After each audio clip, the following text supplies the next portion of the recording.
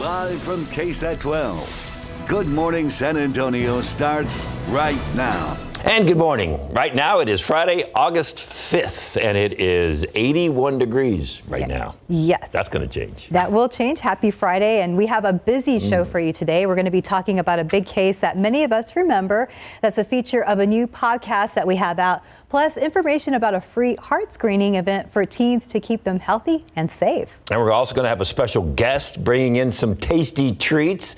That's all coming up on GMSA at 9. But first, we want to get to an update on an ongoing situation on the city's north side. And that's right. San Antonio police are still trying to use their words to end a standoff in Stone Oak. They have been staged outside an apartment building for more than 30 hours. That is near Hardy Oak and Agora Palms behind Methodist Stone Oak Hospital. Katrina Weber is there with a live update. So, Katrina, do we know any more about who this man is yet? Well, there has been no official confirmation just yet, but the name we keep hearing over and over on the loudspeaker is Sonny Rojas. Now, it seems like what police are trying to do is to get under his skin. We heard a female officer a little while ago on the loudspeaker saying things like he should be a man, stop acting like a little girl, and that he should come out and own up to what he's done. Now, police seem to be using this tactic. They've been using it for hours, tactic of talking to him. All eyes appear to be on a building in the middle of the Agora Stone Oak apartments. Chief William McManus told us overnight that they had received a tip that a wanted man was here at this apartment building. Officers arrived late Wednesday night, and they found out that was true. McManus says initially that man was not alone in that apartment. He had a woman with him who was being held against her will. However, police did talk him into letting her out.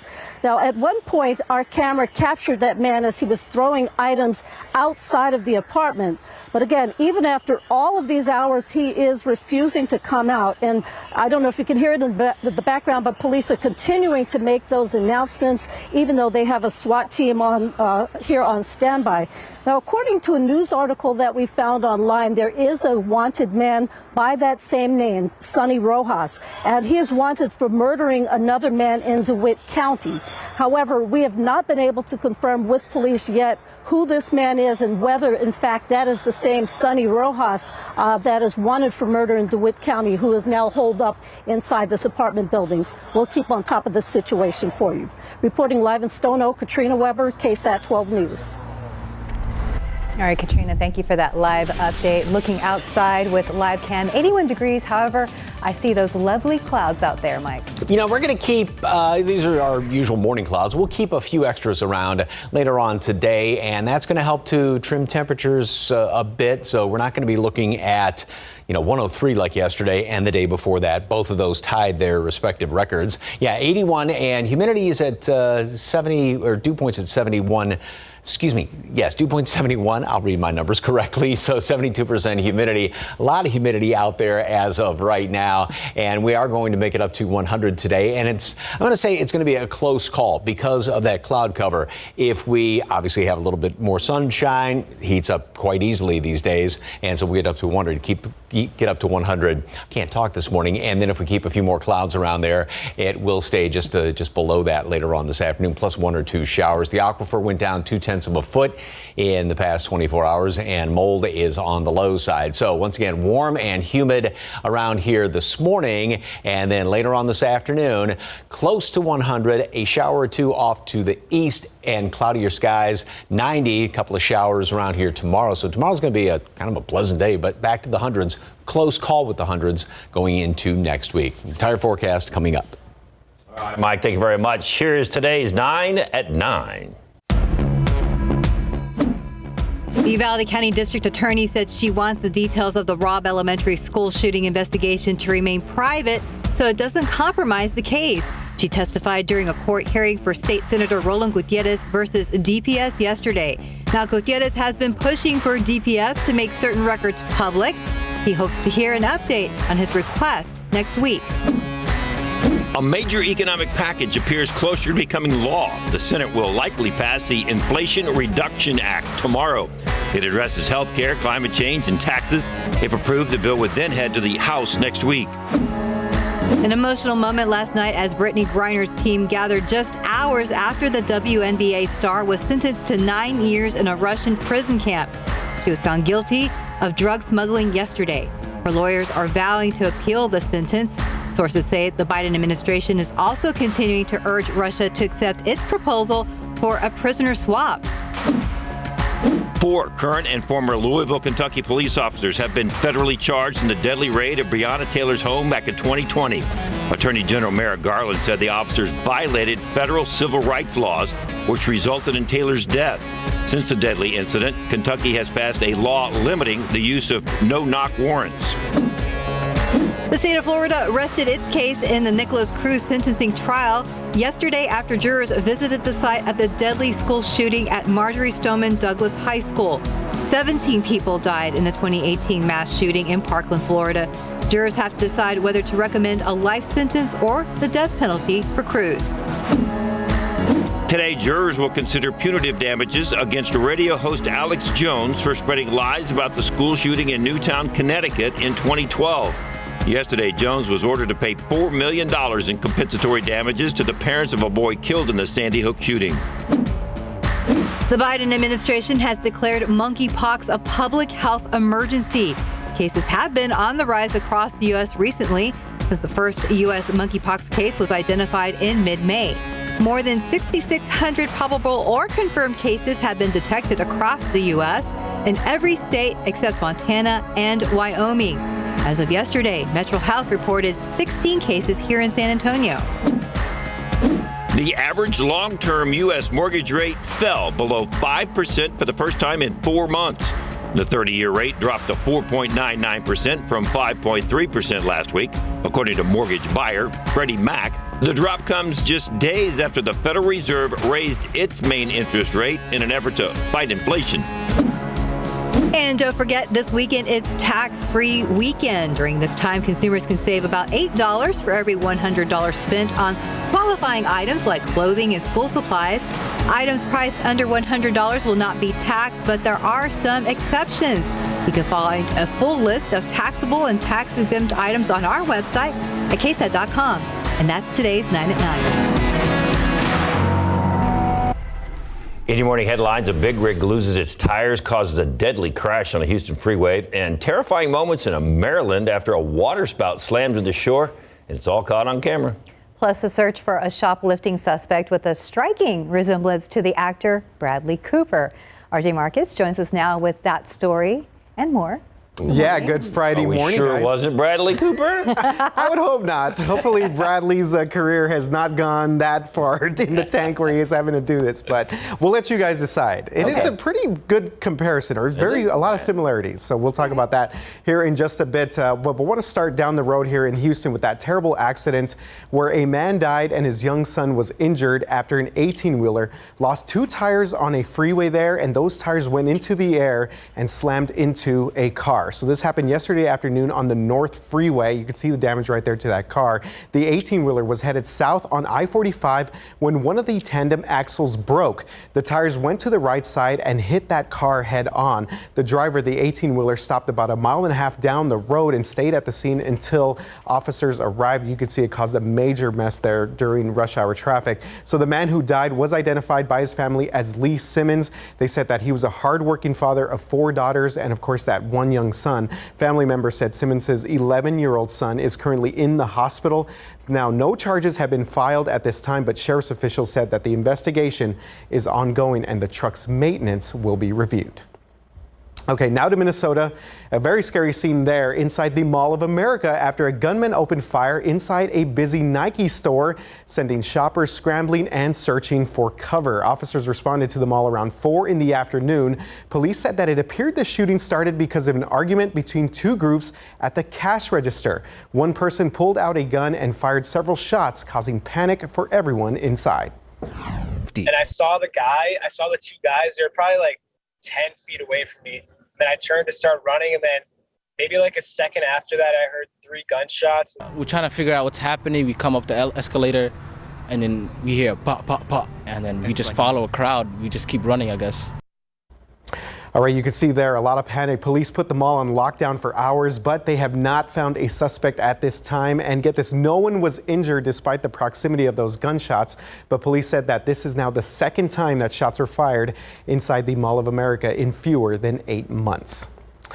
All right, now to this waterspout video. This is crazy here. This is a scene straight out of the movie Twister. Shocking video caught the moment that this waterspout barreled into a small island in Maryland as severe weather wrecked the shoreline. You can see it right there behind me. So the video shows the tornado swirling over water and heading towards Smith Island off the Chesapeake Bay. You can see debris flying in the air as the waterspout approaches land, and it came pretty fast too. So there was major property damage in the area, but so far no word on any injuries to any residents of that small island. Maryland's governor said that areas across the state were hit very hard by storms yesterday, and more than 50,000 customers lost power because of that severe weather. So very scary stuff there.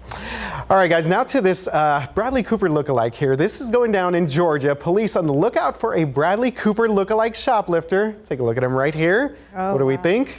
Yeah. Stephanie's somewhat in agreement there, but Henry County Police released a surveillance picture, this one right here, of a man accused of shoplifting from a Home Depot store last month. So they posted this picture also on Facebook and leave it to social media.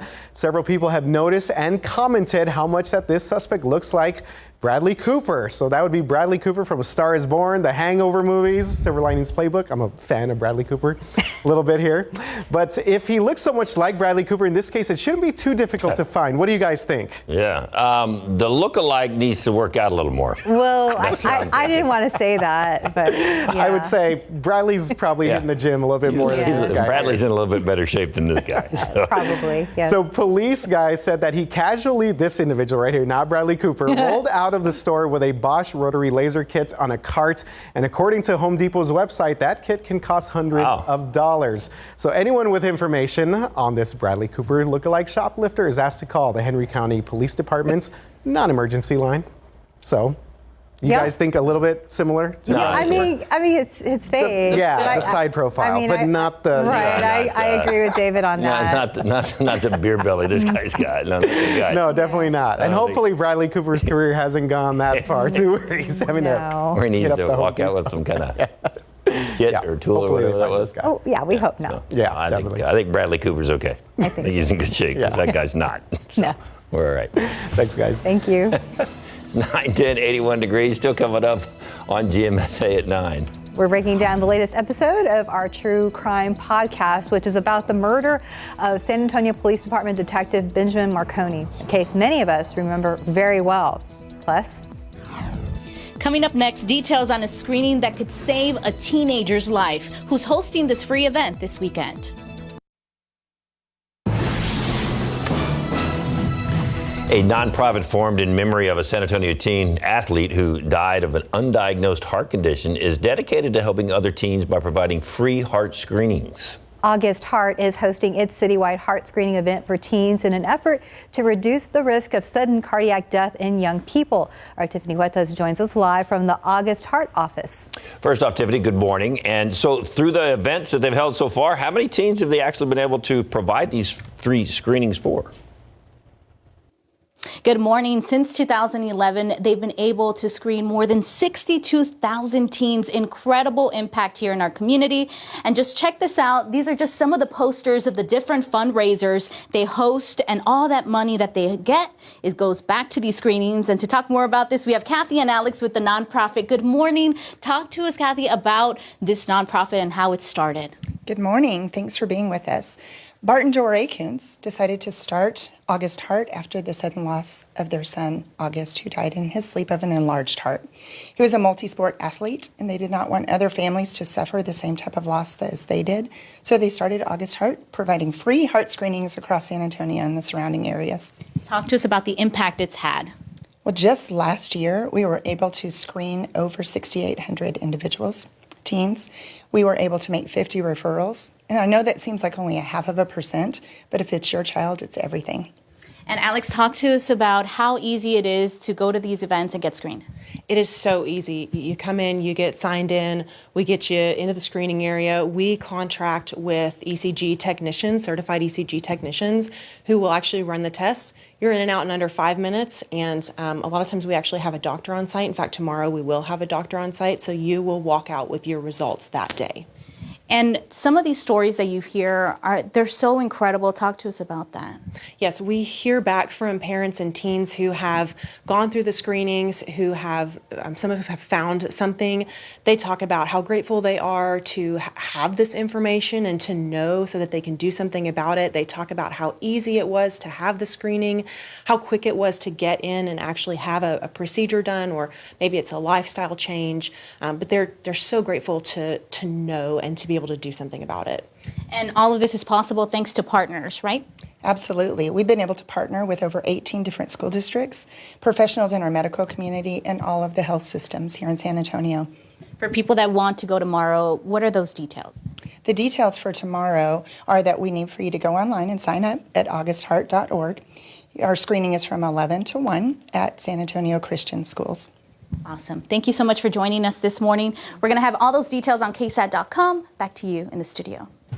Thank you, Tiffany, and to the ladies. And what a great organization. Hard to kind of wrap your head around the fact that teens have heart problems, but they do. And it's nice to know that they're there to help out. Yes, it's very nice. Thank you, Tiffany.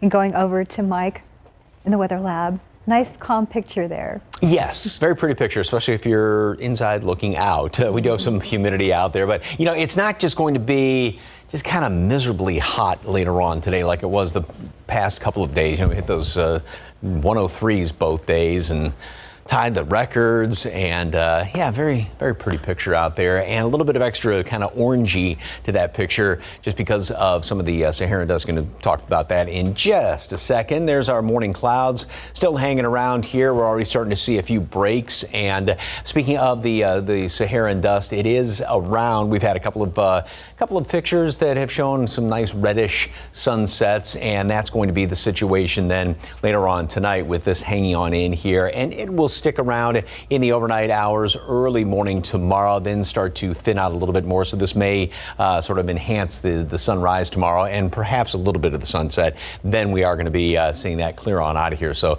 it will get out. But there's still more, you know, out there in the Atlantic Ocean. So I don't think we're done with this completely. 81 degrees right now, 83 Divine, 82 Stinson and Pleasanton. The humidity is still up there. Now, we have dropped a degree as far as dew point's concerned, but 75 Pleasanton, 74 Seguin, New Braunfels, that's pretty much kind of tropical rainforest sort of humidity. So just get ready when you step outside. We've got a heat index right now of 85 in town. 88 is what it already feels like Stinson as well as in Pleasanton. And we will have some humidity sticking around throughout the rest of today. Temperature is going to be up to 91 at noon and sort of a mixture of sunshine and clouds. And again, going for 100, but this is very dependent upon the cloud cover. The way things are set up this year, it's very easy to get to 100. The ground is so dry, it doesn't take a whole lot. You know, it heats up very quickly. The dry ground does, and that heats up the air. And so you see, you need a little bit of sunshine, and we shoot up there really quickly. Think back a couple of weeks ago when we had those really stubborn clouds sticking around here, and they stuck around in through, say, 1, even 2 o'clock in the afternoon, and thinking, okay, we're not going to hit 100. Then all of a sudden, clouds opened up a little bit, and boy, it heated up very quickly, and we did hit 100 on that day. So that's going to be the scenario this afternoon. Also, about a 10% chance for a shower or two, and then we'll still be in the mid-90s, even going into the 8 o'clock hour. Now, computer model. Here's what's going on. 1 or 2 of those showers out there, and you know, a few extra clouds here and there. Then we get into tomorrow, and that's when we're going to start to see a better chance for just a couple of stray showers here and there. A few more clouds hanging around the area as well, so that's going to help to keep temperatures down. So this will be the lowest high temperature we've seen around here, it seems like, in almost forever, obviously going back a few weeks into last month. So at least there will be a couple of showers, but you know, don't get really excited about rain chances, although once again, it will be nice that we're not going to have triple digits, at least for one day. 91, partly cloudy skies at noon today, and then 100, again, kind of a conditional 100 based on how many clouds are going to be sticking around here, 1 or 2 of those showers off to the east, and then 97 tomorrow, and a few more showers kind of hanging around the area, and also sort of the conditional triple digits here going into Sunday and the rest of next week. And based on cloud cover, we'll have a couple of these sea breeze showers there along the coastal plains. So it'll be a close call next week, and maybe 1 or 2 showers around here on Monday. So no big overall changes, but subtle little changes to our really hot summertime that we're enduring. But anything will help. Indeed. Thank you, Mike. It is now 9:21. 6. Hello. And we wish. 81 degrees. That's right, 81 already.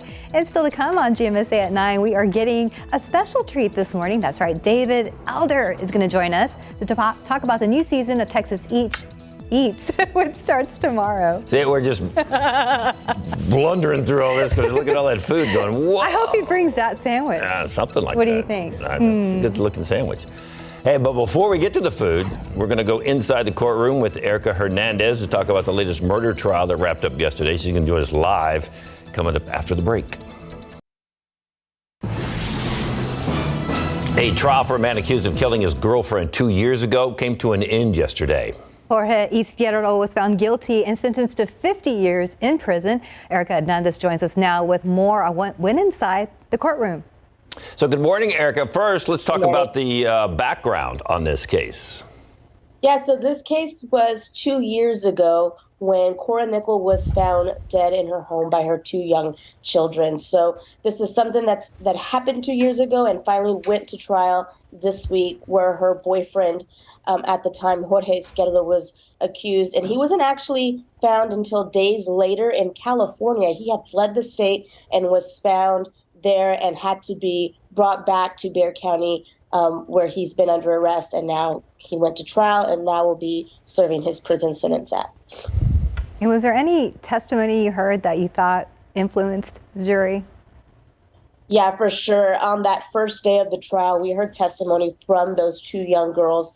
At the time, they were 8 and 5. Now they're 10 and 7, and they took the stand. Both girls took the stand on the first day of trial, and I can tell you that everybody in that courtroom, I am pretty sure, had their heartstrings pulled out by these 2 little girls, because you just felt with them. No child should have to wake up in the morning and walk downstairs and see their mother in that state. And they did, and they took the stand. They were very brave, and they told, the jury what they saw and what they saw the night before they went to bed and how they woke up. They couldn't find their dad. They tried calling him. He didn't answer. But they found their mother, and they had to call their grandmother to come over because they were panicking. And we saw police body cam video from when police arrived. And the girls' stories didn't change at all from the moment that police got there until when they took the stand 2 years later. But I'm pretty sure that was very impactful for the jury to hear. And a question about that for you, maybe you know, maybe you don't, but were they prodded to testify, or were they willing to testify from the very beginning to what they saw, the 2 girls I'm talking about? Was it something that they wanted to do, or they had to be I don't know if it was convinced? Something that they wanted to do. I don't think any child ever wants to do this, but I think they just understand that it was something they had to do. I think some people were like, why couldn't you record their testimony? Why put them on the stand? But I think putting them on the stand was impactful for the jury, and it was a way for the state to show that they're always going to have this trauma in their life regardless. And now not only did they lose their mother, but they also lost their father in this. And it's something that I think was done for a reason, to really play on the jury's heartstrings and show these little girls in person. So the jury gets this emotional testimony from these 2 little girls. They get the instructions from the judge. So how long did it take for them to come up with a verdict? I was really surprised. They took 2.5 hours. The last couple of cases that I've covered, it's taken hours, but it was 2.5 hours, and they came back with that guilty verdict, and it was only about another hour and a half for them to come up with a sentence of 50 years. So I think the state put a really good case on in this trial, and had enough evidence to show that he was the person who committed this crime, and now he will have to spend 50 years behind bars. He is eligible for parole after he serves half of it, but that doesn't guarantee he's going to get out in 25 years. That just shows you that he's eligible, but he still has to go up to the parole board in order for that to happen.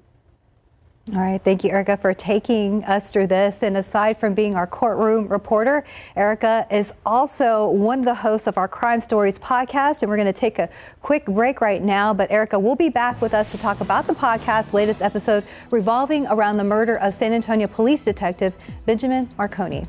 All right. It is 9:28, 81 degrees, and we'll be right back with more with Erica Hernandez.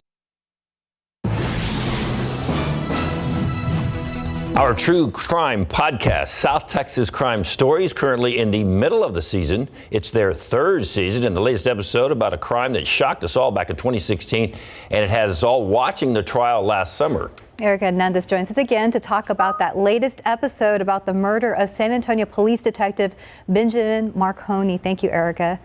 So first of all, why bring the case back?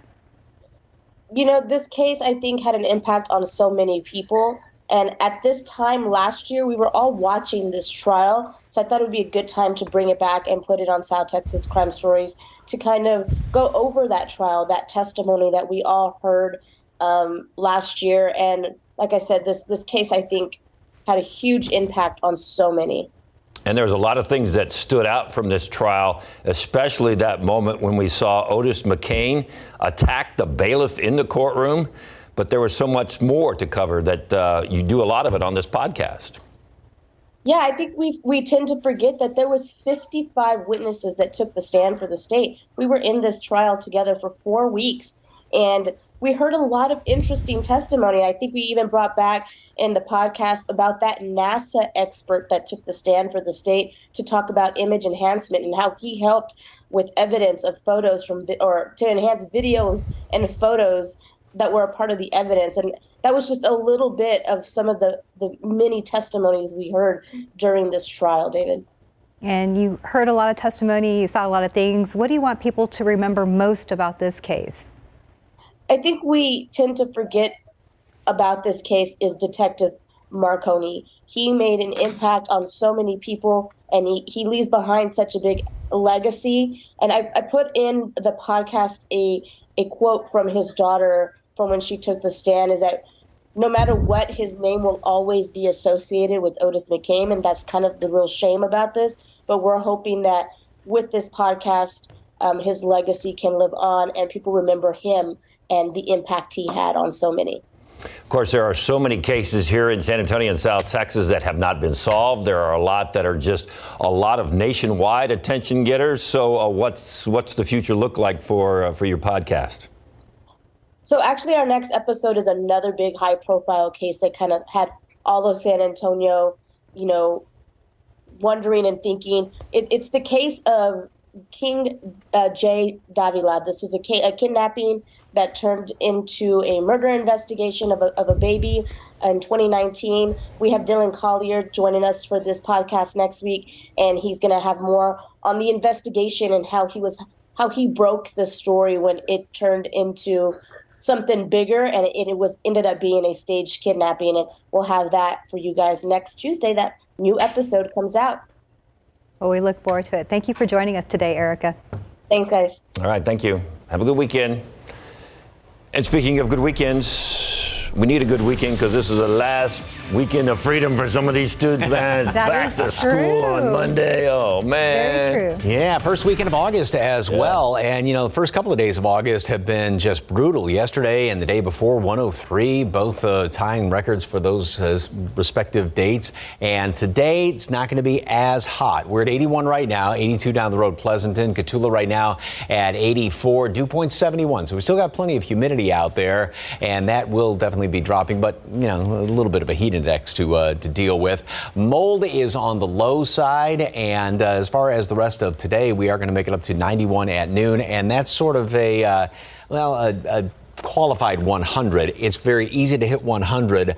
However, that's going to be very dependent on clouds that hang around here. 1 or 2 showers off to the east. It is going to be breezy winds out of the southeast, 15, 20, and gusting from there. So everything is in place to easily hit 100. Keep a couple of clouds. We stay right about 99. And then even, dare I use the word, cooler tomorrow. Those details coming up in just a couple of minutes. Mike's not going anywhere because we're talking food. We're talking a new season of Texas Eats. It kicks off tomorrow morning on GMSA, or right after GMSA. And this season, David Elder has more tasty food for us to enjoy. That's right. And guess what? David Elder is actually here right now. Look at that. I'm excited, y'all. Yeah, Are you excited? we are too. We got a whole new season of Texas Eats coming. So what do you got? So, we're going to start off the whole new season right here with beignets. And that's what we got here on the show for you guys. Mike, Stephanie, David, I know you guys are hungry. They got you over here working a lot of hours. You guys have been here all morning. Wow. Yo, you took a whole dozen there, beignets. That was his prop. That's right. It's okay. I brought another one. It's the same thing. Okay. This is just powdered sugar. Okay, we got. You want some more of that? Yeah, you got some over there. Go ahead and talk about your show, man. So, well, I want to talk about them real quick. So the beignet stand, they're a new spot that's located off Broadway and 410, and they are serving up delicious beignets. They're from the Pearl Farmers Market, and so Mike's got it all over. There you go. It's like No Shave November in here. You got the little powdered mustache. Yeah, matches my hair at least. Yeah, it does. It looks good. But they're doing a great job. We have so many restaurants. We're going to Dallas, Austin. We're going all the way to San Antonio. Kevin's even got some napkins over there for us. Thanks, Kev. Yeah. Awesome. And we're making sure that we hit all the different cities across Texas to make sure we're representing all the different areas, the cultures, and the people, because there's so many different stories to tell about the food, including places like this right here. This is a Brazilian-style pizza joint that's from Dallas. They just opened up in Austin as well. It's a short drive to Austin to go have some really fun pizza. And get this, have you been to a Brazilian steakhouse where you flip the card? Like red means stop serving me, green means keep going. Yeah. Right. Yeah. So that's a pizza place that's just like that. They keep bringing you pizza and you flip green. Yeah, it's in Austin. It's so cool. This one right here, we're in Houston. We're going to one of the coolest New York delis in the state. And this place is serving up a giant sandwich. You won't believe it. I think we have a shot of it. I think we just showed it, but it is all that gets stacked into one sandwich right there. Look at this. Yeah, that was a sandwich in the teas that Yes. David and I were That is like one sandwich. falling over for. How do you eat that? I don't know, but if One bite at a time. If you eat it, get this, they give you a free slice of cheesecake if you eat it all. The whole thing? So you get more food if you eat it all, which is just ridiculous, but it's so fun. It's places like that, though. It's great stories, it's great people, and it's fantastic food, and that's what we're going to be sharing with everybody starting tomorrow on a brand new season at 10 o'clock in the morning. That is awesome. How much fun was it to go to like different cities? Because I know you've been to San Antonio for a couple of years while you've been doing this, but now you get to travel. It's fantastic. Honestly, I couldn't have dreamed of a better opportunity to go out and experience different food. Both of the producers that are working with the show, Ben, and then my wife, she gets to stay home. So we have a kid at home, so she has to hold down the fort when I'm traveling all over the place. Oh, yeah. So shout out to my wife. She's doing a fantastic job as well. But it is so fun to travel around and just try all this different food. And what do you guys think about the beignets?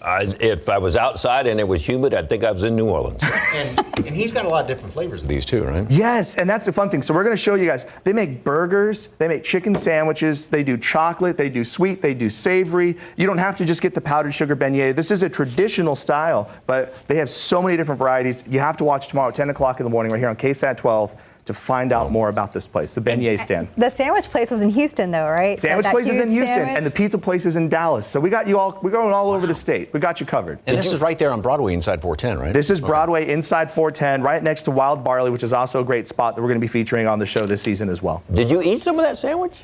Oh, yeah. How did you take a bite? Ask a silly question. It's called Texas Eats. It was Elder Eats, right? Because I was out there eating. I was doing let me just finish this, then you go ahead. Texas Eats and David Samples. That's right. Yes. But never mind. My question was, how did you eat the sandwich? Oh, yeah. So we took it out in sections. Like take one bite out of that thing. Yeah, it was like a roast beef, a turkey. Like they had different sections of the sandwich. So we ended up just taking it apart and just kind of eating smaller sections at a time. Yeah. And, you have to. Some to go. That's right. Sure. Oh, lots to go. That place. Oh my gosh. Our producer's telling us to wrap, but we're eating. I know. You got to keep eating. You didn't win the cheesecake there. Yeah, you can. Yeah. But you didn't get it because you didn't eat it. I did actually. You have to watch. What? I did. Well, I didn't finish the sandwich, but I got to try the cheesecake. Oh, okay. Tomorrow at 10 o'clock in the morning. You guys gotta make sure you're tuning in. Brand new season of Texas Eats. We're gonna have a lot more food and more food for the anchors. We gotta feed you guys. Nobody feeds you. Yeah, well, we gotta feed our producers also, and our directors and Kevin. Yes. I see you back there. There you go. Okay, I gotta take a bite We're now. all waiting. Go ahead. We'll pass them out. That is some kind of beignet. Thank you for being here. You guys, thank you so much for having me. All right. It's always fun to be back. Thank you so much, y'all. Y'all can keep those. Thank you. As I walk away. We just need some coffee now, right? Yes, for sure. Thanks, Deb. Thank you. All right. We'll be right back. Clean up on aisle 3.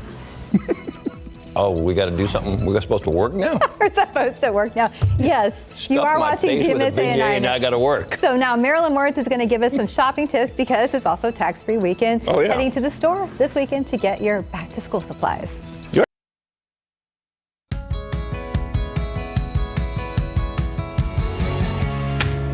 A lot of things to do this weekend. If back to school shopping is one of those things on your list, this weekend is going to be a good chance for you to save some money. That's right. Today through Sunday, Texans pay no sales tax on most shoes, clothing, backpacks, and school supplies, and everything they need to return to class can add up. 12 on your sides, Marilyn Moritz did some shopping and a little homework and shares where and how to get the best deals. Piper Romero needs a rainbow of stuff for third grade. Her favorite? Colorful markers. As families hit the back-to-school aisle, so has inflation. Brianna Eilers has a third grader and 3 more to shop for. It's a lot. So here's a pop quiz. Where can you check off your list for the least? I took NAISD's must-have list for third graders to popular stores, comparing prices. We shopped Walmart, Target, H-E-B, and Office Depot, looking for name brands if requested. Otherwise, we shopped for the best deal available on the shelf. Paper, pencils, paints, it added up. Walmart and H-E-B had the lowest price on the most items. Office Depot was the priciest on almost everything. To save money, take notes. Buy store brand. For example, at H-E-B, 6 Elmer's glue sticks cost $1.62, but their store brand, just 75 cents. Check online prices. At Office Depot, these scissors cost $4. Online, you get 2 for $2. And sharpen your own pencils. Get this, at Target, 2 boxes of sharpened pencils cost $4.38. Unsharpened, they're less than half that. So here's our savings report card. Our basket of school supplies at Office Depot cost more than $39. Walmart, H-E-B, and Target were fairly close and less than $20 each. Walmart was the least expensive, $17.42. H-E-B was 72 cents more, and Target $2 more. H-E-B gets extra credit, though, for having everything in stock and easy to find when we shopped. Now, with class beginning soon. Well, you excited about it, or? No. I kind of like school. You just have to get the kids ready. Marilyn Moritz, KSAT 12 News. Kind of like school. How cute. That was good. They're ready to go back. And of course, this morning we had the GMSA tip for you shoppers. Oh, yeah, if you missed it. If you're buying crayons, do not leave them in your car for very long because they'll just melt. That's right. You will Then what do you got? regret it. Some Right. melted. You got like 3 colors meshed into one. Yeah. Yeah, one giant crayon if you want to be creative, right? Yeah. But what'll That's be what our cool though producer is Alex as said. you're coloring with, it'll change colors. You know, as you're There you go. that type of thing. So, Yeah. And there's also places around where you can find secondhand Yes. school supplies too, which are perfectly good. So. Yeah. And a lot of, I was telling you, Mike, earlier this week that our teacher from last school year even gave us back some of the supplies that weren't used. So it's like, oh, unused glue. That's put nice. that over there. Yeah, that was really nice. Yeah. And you got your shopping done, right? Yes. Well, smile on I'm everything. so excited. Well, I mean, that's not a normal thing for me to get things done ahead of time. So I'm very happy. Yeah, if you are out taking advantage of the tax-free weekend, it's not going to be just as brutally hot, but to cool off, you might want to just splay yourself out on the concrete floor. Is that what like this happens guy. after the shopping's over right there? I know. Yeah, Pretty maybe much. it's just it had a real tough shopping time. But yeah, it is, this Kodiak is spluting or upside down spluting on the back spluting, something like that. But like I said earlier this morning when I showed this picture, it looks like one of those dives when it's like in the twisting pike position in the spluting or something. But concrete floor looks pretty nice and comfortable. We've got some clouds still hanging around here, a couple of the holes right now, and we'll see more sunshine mixed in with the clouds, and that's going to help to keep temperatures a little bit lower than the past couple of days. 88 at 11 o'clock, 91 at noon, and we are going to be up to, got 100 on here for a high temperature. Because it is so easy to get up to 100 this year because the ground is so bone dry. It doesn't take much. Dry air, dry ground heats up a lot more quickly than moist does. So that's why that's almost the benchmark. And then we get a couple of clouds hanging around here. We stay just below that. And also that 10% chance for a couple of showers or two. And we'll keep some of these clouds hanging around here, obviously in through the evening hours. So here's a satellite picture. And we've got, some clouds here and there. Further off to the east, and this looks very impressive looking. This is that wave we've been watching the past couple of days, which is going to try and work its way on in here and throw a few showers in along the coastal plain. And so that's what we're hoping for. But as far as today is concerned, it's pretty much going to be just one or two of them out there, primarily off to the east. Now, this is a little bit not deceiving looking, but kind of a broad brush. This is not raining everywhere tomorrow. It's just here's the opportunity for some rain, about a 20% chance to see one or two of these showers around here. And that would be tomorrow during the afternoon into the evening hours. And then that's going to sort of kind of die down a little bit. So the high is just up to the north of us enough to where this little wave will kind of show a low on the map with that. That works its way on in here. That gives us that chance for a little bit of rain. These are not big rain producers usually, and then that will just sort of fizzle on out, and the high will sort of take back over control of our weather, which is going to keep us on the hot side. However, it is looking like it's going to be not quite strong enough to where we'll still have a few of these sort of sea breeze showers trying to work their way on in here. So in almost each and every day next week, you can't rule out a couple of sea breeze showers, maybe an extra cloud or two. So it'll once again be close call as far as triple digits even going into next week. 91 at noon today, partly cloudy skies, and then a high temperature up to 100. And again, that's kind of a conditional 100, conditional based on the cloud cover today. 97 tomorrow. And then more triple digits next week. Again, it'll be real touch and go depending on the cloud cover. However, if all those do hit, we will make it up to day number 56 today and then 60 by next Wednesday. Oh, wow. Into the 60s now. Yeah. 57 is second place. 59 is first place as far as the total number of triple digits here in town in a given year. Wow. Going for gold. I don't know if that's necessarily gold or let's just pretend. Melted gold. Melted gold. Exactly. That's true. Thank you, Mike. 9:52 and 83 degrees. We'll be right back. As we've been talking about this morning and for about a week now, next week marks the start of a school year for some students. That's right. South End ISD, Jordanton ISD, and Edgewood ISD, they all begin class on Monday. And other school districts in our area also begin throughout the week and next week. And we're going to have a team coverage and everything you need to know as students return to class beginning Monday on GMSA. And Monday on GMSA at 9. Tiffany Huertas is going to tell us about one local school district that is helping refugee students with resources and support. She's going to explain the big impact it's having for those students. And then Monday on the news at noon, the superintendent of SAISD, Dr. Jaime Aquino, will be joining us live for a little Q&A. We're going to be talking about dress code, school lunches, the upcoming school year, among other things. So make sure to tune in Monday morning on GMSA starting at 4:30.